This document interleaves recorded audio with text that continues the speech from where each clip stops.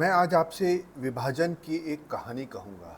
जी नहीं, ये कहानी 1947 में देश के विभाजन की नहीं है और न ही ये कहानी है जाति, मज़हब या आर्थिक पृष्ठभूमि के विभाजन की।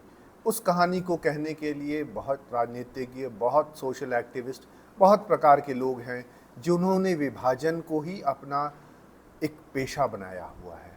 मेरी कहानी है विभाजन की, प्रयास करने वालों की और दिशाहीनों की, विभाजन संभावना तलाशने वालों की और अपनी विफलता का ठीकरा दूसरों के सिर मढ़ने वालों की।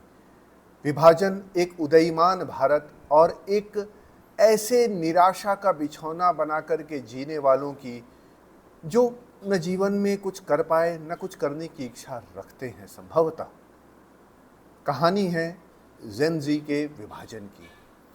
जेन जी और जेन अल्फा जैसे शब्दों को सुनकर के पहले तो समझना बड़ा मुश्किल है कि ये किन्हें कहा जाता है, ये कौन लोग हैं। और जैसे ये शब्द हम सुनते हैं तो हमारे मानस पटल पर एक छवि उभर कर आती है, एक ऐसी जनरेशन की जो अपने मोबाइल फ़ोन के ज़रिए एक आभासी दुनिया में ही अपना जीवन व्यतीत करती है। एक ऐसी जनरेशन जो डिजिटल वर्ल्ड में पूरी तरीके से पूरी दुनिया से जुड़ी हुई है, पर अपने आसपास, अपने समाज, अपने परिवार से दूर है, साथ रहते हुए भी दूर है।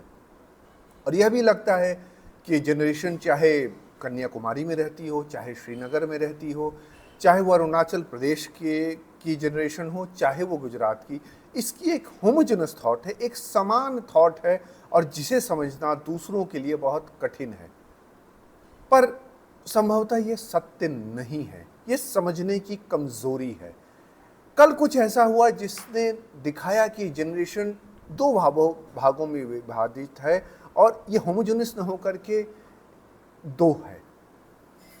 कल जब स्काई रूट एरोस्पेस ने विक्रम 1 नामक अपना सैटेलाइट लॉन्च किया तो भारत का वह पहला प्राइवेटली डेवलप्ड ऑर्बिटल क्लास का रॉकेट था।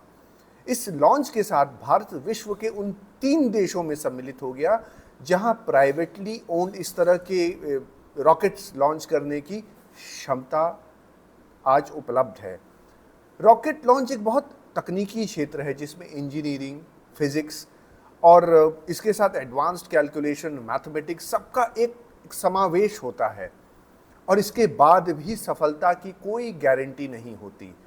अगर कोई भी गणना, छोटी सी छोटी गणना तनिक भी गलत हो गई तो विफलता की गारंटी अवश्य है और यह विफलता बड़ी पब्लिकली होती है, पब्लिक आई में होती है और आर्थिक हानि से अधिक उस टीम को मानसिक नुकसान पहुंचता है, मानसिक हानि पहुंचती है विफलता के बाद। तो आप समझ सकते हैं कि ये किस प्रकार की तकनीक होती है और इसके पीछे कितनी सारी संभावनाएं, कितनी सारी आशंकाएं एक साथ इकट्ठी रहती हैं। अगर फिल्म स्टार राजकुमार के डायलॉग में कुछ कहा जाए तो ये बच्चों की खेलने की चीज़ नहीं है। रॉकेट गिर जाए तो आदमी टूट जाता है। पर विडंबना देखिए, स्काई रूट की वह टीम जिसने ये रॉकेट बनाया और इसको लॉन्च किया, वो सच में अगर सापेक्ष तरीके से देखिए तो वो बच्चे थे। उसकी औसत आयु 28 वर्ष थी उस टीम की। यह एक अद्भुत कहानी है, एक अद्भुत सक्सेस स्टोरी है भारत की और ये कहानी है जेन जी की सफलता की। स्काई रूट के संस्थापक पवन चंदाना और नागा भारत डाका दोनों करीब 35 वर्ष के आसपास की आयु है दोनों की, यानी काफ़ी युवा हैं ये दोनों भी। और इस सफलता ने, स्काई रूट के विक्रम 1 की सफलता ने यह साबित किया कि युवा अपनी डिजिटल कैपेबिलिटीज़ को हार्ड साइंस और इंजीनियरिंग के साथ जब जोड़ लेते हैं, उसको चैनलाइज करते हैं, तो राष्ट्र की विकास की ट्रेजेक्टरी बदल जाती है। ये पैराबोला सिर्फ उस रॉकेट का नहीं रहता है, ये पैराबोला राष्ट्र की सफलता का हो जाता है जो हमेशा उठता चला जाता है। यह वो जनरेशन है जो दुनिया में, डिजिटल दुनिया और उससे प्रेरित टेक्नोलॉजिकल डेमोक्रेटाइजेशन को बहुत अच्छे से समझती है और समझते हुए प्रयास करती है और सफलता के पीछे अनुशासन रहता है, मैथमेटिक्स का प्रिसीजन रहता है और उसको पूरी तरह से जब तक ये जीवन में उतारा नहीं जाए तब तक इस तरह की टेक्नोलॉजी को सक्सीड करवाना, रॉकेट लॉन्च की टेक्नोलॉजी को सक्सीड कराना, मान के चलिए कि असंभव सा होता है। और इसकी सफलता का परिणाम क्या होता है? परिणाम यह है कि भारत इस लॉन्च के बाद एक डेवलपिंग वर्ल्ड से अपने आप को एक ग्लोबल टेक लीडर की तरह देखेगा और दुनिया भी उसे इसी तरह देखेगी, क्योंकि सामर्थ्यवान को दुनिया हमेशा अच्छी निगाहों से देखती है। पर क्या स्काई रूट जेन जी की एक अकेली सफलता है? भारत के युवाओं की एक अकेली सफलता है? ध्यान रखिए, अग्निकुल कॉस्मोस जो एक रॉकेट लॉन्चिंग में एक और कंपनी है, उसमें काफ़ी काम कर रही है और उसके भी रॉकेट जल्दी ही लॉन्च होने वाले हैं। एक वो पहले भी कर चुकी है दूसरे प्रकार का रॉकेट, उसकी टीम भी बहुत युवा है। इसके अलावा पिछले कुछ दिनों में ऐसा हुआ जिसने भारत को अपनी युवा शक्ति पे सही में गर्व करने का मौका दिया। भारत की जेन जी टीम, मैं युवाओं को वही कह रहा हूँ क्योंकि आयु वर्ग वही है, उन्होंने 4 गोल्ड मेडल जीते इंटरनेशनल केमिस्ट्री ओलंपियाड में, 4 मेडल जीते जिसमें कि 1 गोल्ड मेडल था इंटरनेशनल बायोलॉजी ओलंपियाड में जो आज और कल के बीच में ही जीते हैं। 12 जुलाई को भारत की जेन जी टीम ने जीते 5 गोल्ड मेडल 56वें इंटरनेशनल फिजिक्स ओलंपियाड जो कोलंबिया में हुआ उसमें, और जॉइंट वर्ल्ड नंबर 1 रैंक मिली। इसके अलावा एक उदाहरण के तौर पे मैं दे रहा हूँ, उदाहरण तो बहुत हैं, पर साइंस और टेक्नोलॉजी को, क्योंकि जब तक साइंस और टेक्नोलॉजी किसी देश की आगे नहीं बढ़ती तब तक वो देश विकास नहीं करता है। तो आईटी गांधीनगर की एक टीम ने एक ग्रांट जीता है for developing indigenous cooling, liquid cooling plates for AI data centres, electronic vehicles and high performing electronics. एक बहुत बड़ा एक उपलब्धि है, एक बहुत युवा टीम की। अब खेल की दुनिया में आइए, शतरंज में गुकेश जो विश्व चैंपियन हैं, प्रज्ञानंद, उनकी बहन वैशाली, अर्जुन एरिगासी, ये सभी जिंजी हैं। इसके अतिरिक्त शूटिंग में मनु भाकर, बैडमिंटन में लक्ष्य सेन, अमर सहरावत, सब बहुत युवा हैं और सब देश का नाम रोशन कर रहे हैं। इनके पीछे मूल मंत्र इनके पीछे है जो हर सफल व्यक्ति के पीछे होता है, वो है अनुशासन, उनका ध्येय का बहुत स्पष्ट होना और अपनी जिम्मेदारी को समझना। और ये वो लोग हैं जो अपनी विफलता का सामना भी वैसे ही करते हैं जैसे अपनी सफलता का सामना करते हैं। सफलता से जितना प्रसन्न होते हैं उसी तरह से ये उसको भी एक समभाव में विफलता को भी लेते हैं। और एक बहुत बड़ी चीज़, हर सफल व्यक्ति अपनी विफलता का दोष कभी दूसरे के सिर नहीं मढ़ता, वो अपनी विफलता से सीखता है और आगे बढ़ता है। अब विभाजन की बात आई तो विभाजन की दूसरी तरफ जेन जी का ही एक ग्रुप है, जिसको एक टोली कहिए, जो परजीवी आंदोलनकारी होने में विश्वास रखता है। पर संभवतः विश्वास की इतनी कमी है कि वह मुद्दों से मुद्दों पे छलांग लगाते रहते हैं और उम्मीद उनकी यही रहती है कि इससे वो एक शॉर्टकट रास्ता पाएंगे सफलता का। आंदोलन में कोई बुराई नहीं होती, आंदोलन डेमोक्रेसी के मूल में होता है, पर आंदोलन के मूल में होता है कॉज, एक कारण, और उस कारण के पीछे दृढ़ विश्वास। अगर आप मान लीजिए शिक्षा में फैली दुर्व्यवस्था से आंदोलित हैं और उसमें बदलाव चाहते हैं, तो अपने विकल्प को भी जनता के सामने लेकर के आइए, अपनी जो कॉज है उसके पीछे दृढ़ रहिए, एक मोमेंटम बिल्डअप करिए और उस पर स्थिर रहिए।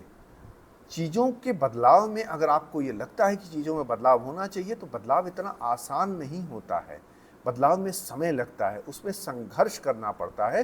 तो पहले कॉज बनाइए, कॉज को मोमेंटम मिलाइए और उसमें दृढ़ रहिए।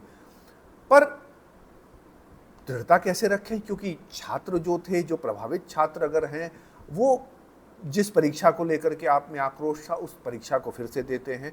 और मैं यहाँ कहना चाहूँगा कि जो नीट परीक्षा जिसकी मैं चर्चा कर रहा हूँ उसको लेके सभी के मन में एक आक्रोश था, मैंने भी उस पे आक्रोश पे अपने विचार व्यक्त किए थे। पर वो परीक्षा दे करके वो छात्र जिनको परीक्षा देनी थी परीक्षा दी और परीक्षा देकर आगे बढ़ गए। कुछ अपनी एडमिशन में व्यस्त हो गए, कुछ जो उस प्रकार की सफलता नहीं पा पाए वो अगले साल की अपनी तैयारी में जुट गए, तो वो बढ़ गए। अब रही आंदोलनकारियों की बात, इन्हें अपने कॉज पे फिर लगा कि इस कॉज पे अब टिकने से संभवतः वो फ़ायदा नहीं होना है जो हम सोच करके आए, क्योंकि ये परजीवी किस्म के लोग होते हैं और हर आंदोलन को चुनावी राजनीति में सीधे प्रवेश का मार्ग मानते हैं। उन्हें चिंता ये रहती है क्योंकि जो जो राजनीति में जिस प्रकार का संघर्ष करना पड़ता है, जो रूट लेवल पॉलिटिक्स करनी पड़ती है और जो एक आसान मार्ग कतई नहीं है, वो ये इस तरह के आंदोलनकारी उस मार्ग को अपनाना नहीं चाहते हैं। वो चाहते हैं वो सीधे राजनीति में आ जाए, चुनावी राजनीति में आ जाए और कहीं न कहीं से लोगों को प्रभावित करके अपना रास्ता प्रशस्त करें और रास्ते का जो संघर्ष है वो इन्हें न करना पड़े। पर समस्या यहीं शुरू होती है कि जो मूल कॉज था उस पर विश्वास नहीं था, वो तो मात्र एक माध्यम था। अब मूल कॉज के लोग अगर शिफ्ट कर गए तो अब हम क्या करें? तो हम शिफ्ट करते हैं हिंदू आराध्य देवी देवताओं पर अनर्गल कटाक्ष की। हम शुरुआत करते हैं अब XYZ तेरा नाम रहेगा।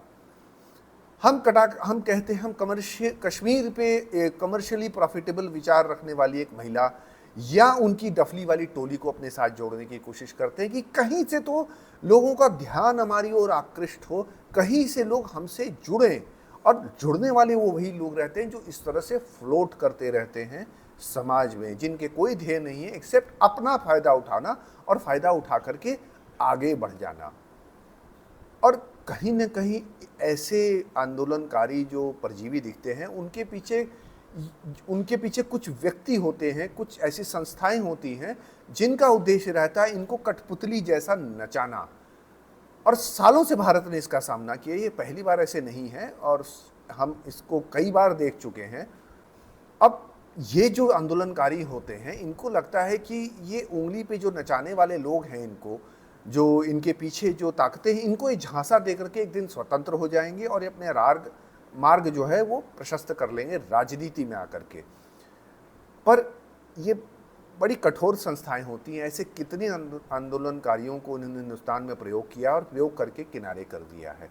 और किनारे करने के बाद ये सामान्य सारी इनके जो विचार लेकर के आते हैं, सारे जो सिद्धांत लेकर के आते हैं, फिर वो नज़र नहीं आते। फिर वो अलग अलग प्रकार के उन्हीं कमज़ोरियों में जुड़ जाते हैं जिनको ये दिखाने की कोशिश करते हैं कि जिसके विरोध में आए हैं। अब ये समस्या ये है कि परजीवियों की मूल ये होता है कि ये विफलताओं को ओन नहीं करते, इसीलिए मुद्दे से मुद्दे पे भागते हैं, कभी एक जगह टिकना नहीं चाहते, उसके पीछे संघर्ष नहीं करना चाहते, क्योंकि कोई भी रास्ता इतना सरल नहीं होता है, उसमें विफलता आनी ही आनी है आपको। तो स्काई रूट्स की टीम को क्या विफलता नहीं मिली होगी? अवश्य मिली होगी, बट उसके लिए उन्होंने किसी के ऊपर ठिकरा नहीं फोड़ा। उन्होंने उस अपने मार्ग को प्रशस्त करने के लिए कार्यरत रहे। वो हमेशा वो आगे बढ़ने की सोचे। उन्होंने ओन अप किया। जब तक आप अपनी विफलता को ओन अप नहीं करेंगे, आप उससे सीख नहीं सकते, आप आगे नहीं बढ़ सकते।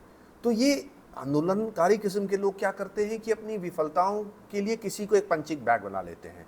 अब ये पंचिंग बैग कोई भी हो सकता है। ये पंचिंग बैग उनका परिवार हो सकता है, ये पंचिंग बैग उनके मित्र हो सकते हैं, ये पंचिंग बैग व्यवस्था हो सकती है, ये पंचिंग बैग पूरा सिस्टम हो सकता है, समाज हो सकता है।